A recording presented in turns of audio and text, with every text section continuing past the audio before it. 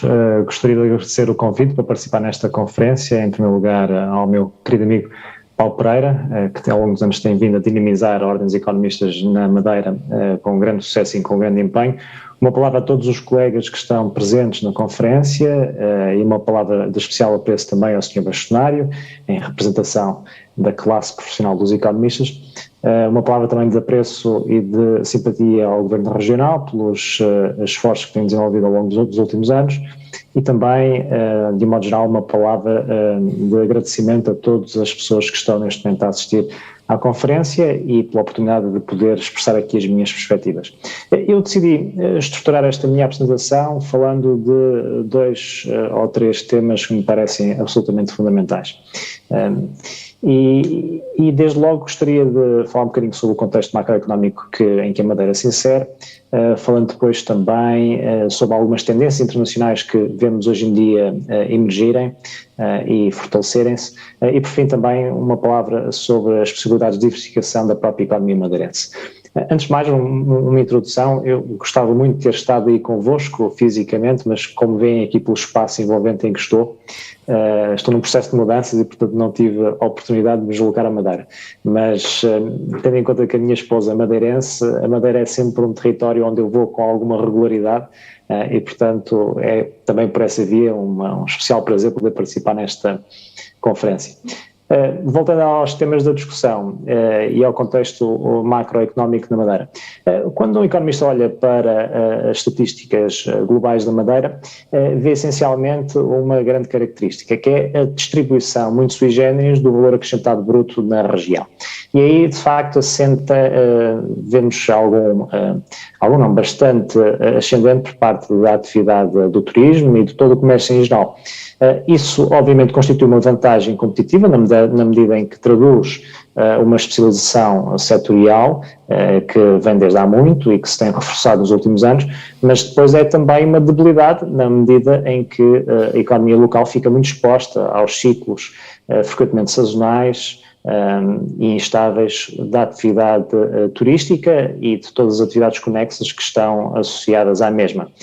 E, de facto, mais uma vez, olhando para a distribuição do valor acrescentado bruto na região, nós vemos que antes da pandemia, portanto, dados de 2019, o comércio, a retalho e a grosso, incluindo também atividades turísticas, representava mais de 30% do valor acrescentado bruto na região, muito acima da média nacional, que andará um pouco acima dos 20%. E, simultaneamente, também a administração pública tem um relevo especial na atividade económica na Madeira, na sua dinamização, o que é também, de alguma forma, uma debilidade estrutural, na medida em que habitualmente são as empresas que dinamizam a atividade empresarial.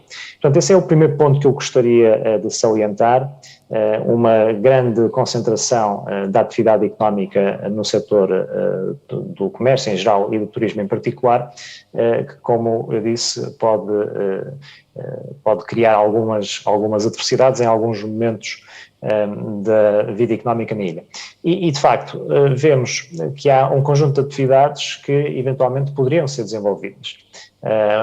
Hoje em dia fala-se muito da mudança para a economia intangível, é uma tendência que está efetivamente consolidada desde há uns anos atrás e que se tem vindo a reforçar. A Madeira tem dado alguns passos nesse sentido, nomeadamente procurando atrair os nómadas digitais e procurando fazer também da área tecnológica uma vertente de desenvolvimento estratégico a médio prazo, mas olhando para as estatísticas no momento presente, vemos que o caminho de evolução ainda será longo e, de facto, há ainda muito trabalho a fazer.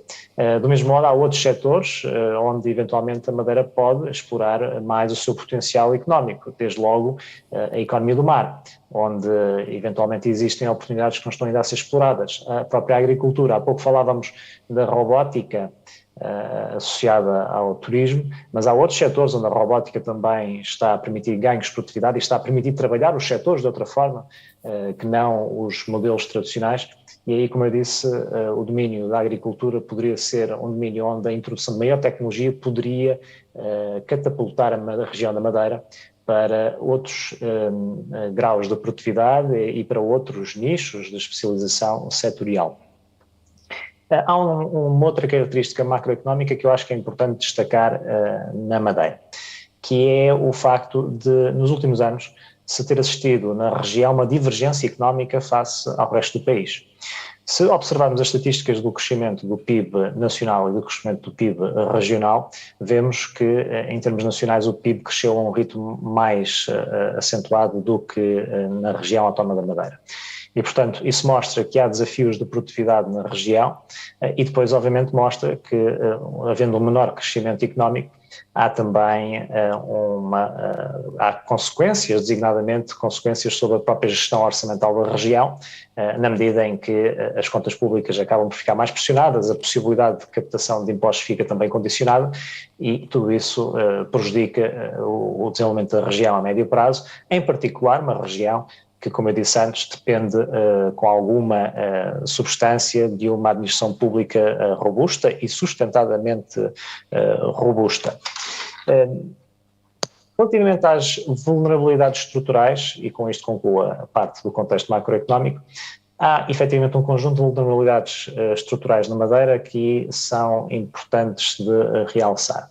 Desde logo, a dimensão da economia regional, não é? Estamos a falar de uma economia que tem um PIB que antes da pandemia excedeu os 5 mil milhões de euros, mas que representa ao fim e ao cabo cerca de 2 e qualquer coisa por cento do PIB nacional, portanto é uma economia de dimensão reduzida.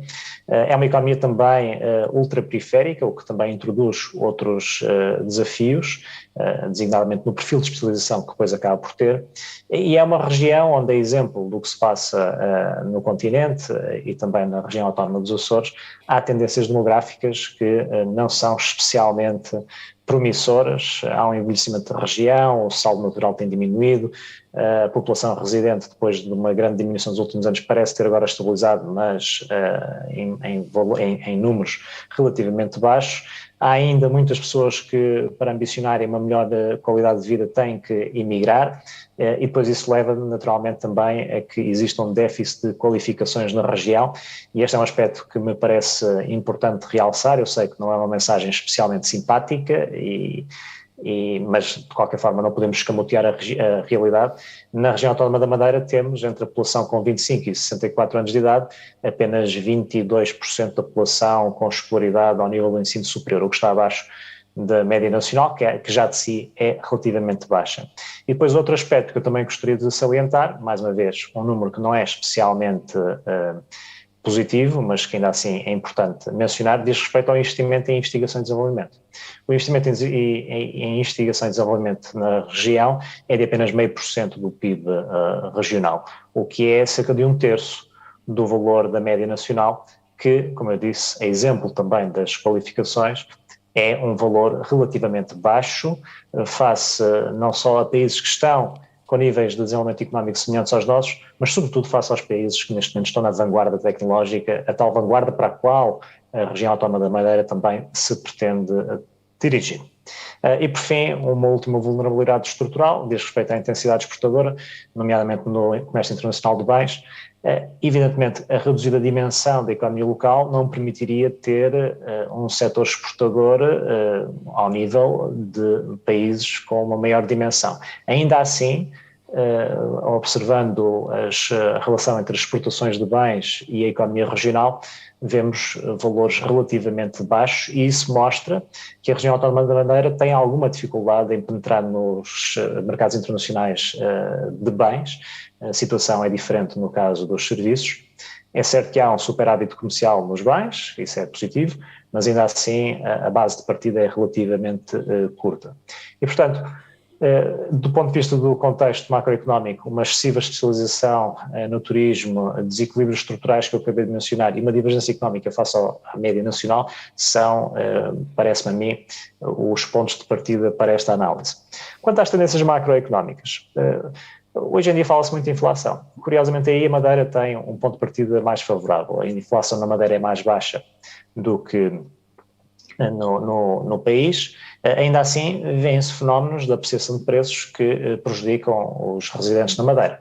O mercado imobiliário é um setor que, sendo neste momento um chamariz para investimento estrangeiro e uma grande área também de atividade económica, eu esqueci de mencionar há pouco, mas a construção na Madeira também é mais relevante do que na média nacional, Ainda assim, como eu dizia, sendo um chamariz para investimento estrangeiro e para a atração de mais turistas, os preços depois do imobiliário na Madeira são mais altos do que na média nacional, e isso dificulta muito a qualidade de vida dos próprios residentes da Madeira. E hoje em dia, ser jovem na Madeira e querer comprar um apartamento é de facto um desafio bastante considerável, porque os preços são muito altos e, infelizmente, o nível salarial não é ainda dos maiores.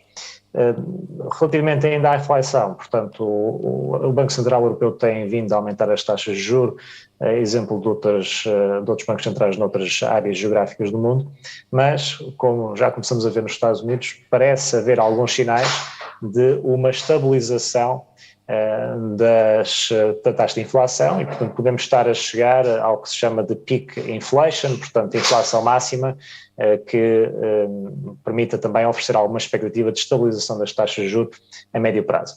Ainda assim, as perspectivas de evolução da inflação apontam para que em 2023 e provavelmente até nos próximos 5 anos, ao longo dos próximos 5 anos, tenhamos taxas de inflação mais altas do que aquelas que tivemos nos últimos anos. A taxa de inflação entre os 4% e os 5% serão agora o novo normal.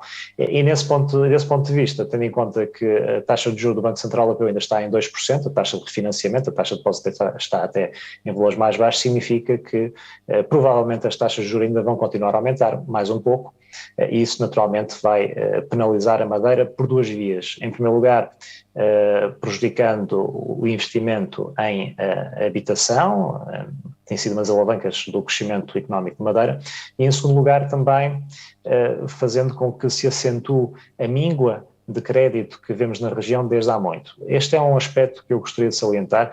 A região autónoma da Madeira tem sido uma área onde a Banca Nacional desinvestiu nos últimos anos. Em 2011 tínhamos um estoque total de crédito na região autónoma da Madeira de 5 mil milhões de euros, hoje em dia temos 2 mil milhões de euros. Portanto, houve uma contração muito grande do estoque de crédito e, obviamente, se agora juntarmos a isso taxas de juros mais elevadas, vamos criar dificuldades de financiamento adicionais e, portanto, o aumento da taxa de juros terá, para já, essas duas consequências negativas, e, portanto, é uma questão que deve ser observada com atenção e, sobretudo, deve levar também à dinamização de outras formas de financiamento. Falamos muito hoje em dia em desintermediação da finança e aí, de facto, a Madeira eventualmente poderia dar alguns passos e pensar estrategicamente se não valeria a pena procurar desenvolver raízes adicionais nesse domínio e, como eu disse, a tecnologia hoje facilita muito, há fundos de investimento que frequentemente não têm as mesmas dificuldades, os mesmos obstáculos de financiamento à economia como alguns bancos. Hoje em dia há muito dinheiro concentrado nos chamados fundos de crédito. É certo que em Portugal, e falando também no continente, há ainda pouca tradição de fundos de crédito, salvo eu penso que não foi ainda criado nenhum em Portugal, mas seria uma ideia a desenvolver para a Madeira, tendo em conta que isso já existe no ordenamento jurídico nacional. Do ponto de vista ainda da política monetária, penso que o Banco Central Europeu vai ainda subir um pouco mais as taxas de juros, mas tendo em conta o referencial de inflação para os próximos 5 anos, entre os 4% e os 5%, não antecipo que o Banco Central Europeu aumente muito mais para além dos níveis atuais, porque o Banco Central Europeu, como já temos vindo a perceber nas últimas semanas, está sob imensa pressão dos governos e, portanto, qualquer abrandamento económico vai fazer com que o Banco Central Europeu seja ainda mais pressionado pelos governos, no sentido de não continuar a aumentar tanto a taxa de juros e, portanto, é provável que nós tenhamos aí alguma estabilização, algum teto, não no imediato, mas no decorrer de 2023.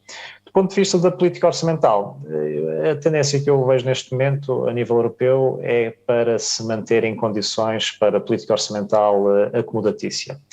A região autónoma da Madeira tem vindo a aumentar a sua dívida pública regional. Os últimos dados que eu pude consultar apontavam para uma dívida pública de 115% do PIB regional em 2020. É provável ou possível que tenha estabilizado para em 2021 ou até baixar qualquer coisa, mas de facto vemos uma dívida pública considerável na região face ao ponto de partida de alguns anos atrás. Como eu disse, a política orçamental vai, na minha opinião, apesar de tudo, manter-se acomodatícia porque estão em curso regras que vão permitir a revisão do Tratado Orçamental na Europa, e a pressão neste momento continua a ser de os governos gastarem e investirem em despesa pública, em investimento público. Os próprios programas de que neste momento Portugal beneficia, o PRR e o PT 2030, também vão, na prática, promover a manutenção e talvez até o crescimento da despesa pública. Portanto, desse ponto de vista, antecipo que a região autónoma, através da sua administração pública local, estará também em condições de continuar a apoiar determinadas atividades.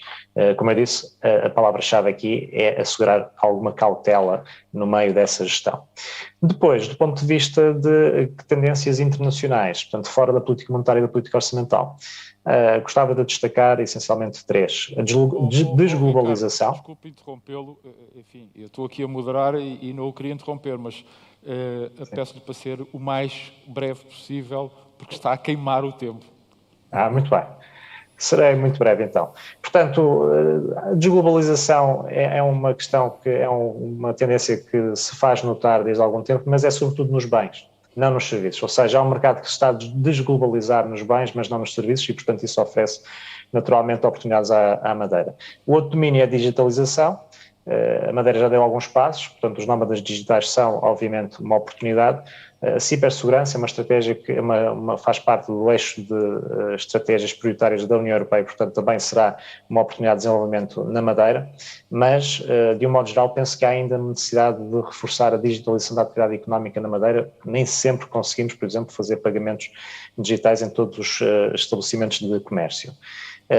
Depois, a economia circular, eu já mencionei, portanto, oportunidades na chamada economia azul, que eventualmente seriam de explorar na Madeira. Uma última nota, só para destacar, e com este termino, mais 2 minutos, era importante haver uma maior atração de investimento do estrangeiro para a Madeira. A Madeira tem sido uma região que nem sempre tem conseguido atrair investimento direto estrangeiro para além do turismo. Sei que recentemente foi criada uma agência, ou pretende-se criar uma agência, através da Invest Madeira, que terá agora eventualmente uma outra organização jurídica. O Centro de Negócio Internacional da Madeira também, obviamente, é uma componente-chave nessa estratégia, mas era importante perceber exatamente qual é a estratégia que a Madeira pretende desenvolver, se pretende atrair setores específicos, países, projetos individuais, quais são os critérios que vão obedecer a que vai obedecer a captação desse mesmo investimento direto estrangeiro, se a ideia é puxar pelos países que têm mercados maiores níveis de vida, ou se, pelo contrário, o objetivo é utilizar critérios que permitam aumentar o valor acrescentado bruto que estão naquele setor, ou a própria penetração tecnológica. Mas, como eu disse, o investimento direto estrangeiro penso uma alavanca que está ainda por explorar na Madeira. Os passos que foram tomados recentemente nesse sentido parecem positivos, mas ainda assim carecem, penso eu, ainda de alguma sistematização e de alguma monitorização e acompanhamento. E pronto, e termino com isto, não quero tomar mais tempo. Muito obrigado.